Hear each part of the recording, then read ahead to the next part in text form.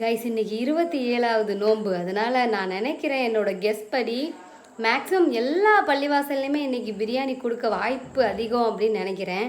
அது உண்மைன்னா கமெண்டில் எங்கள் பள்ளிவாசல்லையும் இன்றைக்கி பிரியாணி கொடுத்தாங்க அப்படின்னு கமெண்டில் போடுங்க. இன்றைக்கி 2 ஸ்பெஷல் பிரியாணி, 2 ரைஸ், கொண்ட கடலை, வெஜிடபிள் எல்லாமே போட்டு ஒரு குருமா மாதிரி சப்பாத்தியோடு சாப்பிடும்போது அல்டிமேட்டாக இருக்கும்.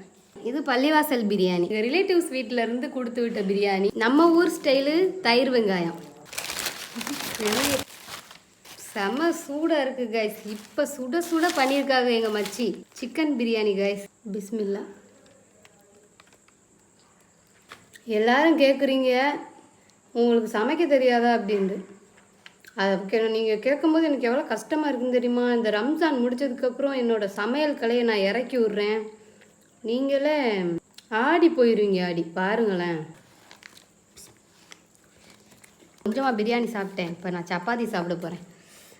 இல்லை வேர்க்க திங்கணும், அந்த மாதிரி அப்படியே ஒழுகுது. கேரளாவில் வந்து கடலைக்கறின்னு சொல்லுவாங்க. இந்த இருப்பாங்க நோம்பு கஞ்சி தொட்டுக்கிற போடு, தாராளமாக போட்டு தள்ளுவோம்.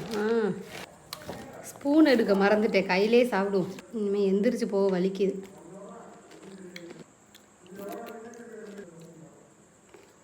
தயிர் வெங்காயத்தை நோம்பு கஞ்சியில் போட்டு குடிப்போம், நல்லாயிருக்கும். இன்றைக்கி சாப்பாடு அல்ஹம்துலில்லாஹ்.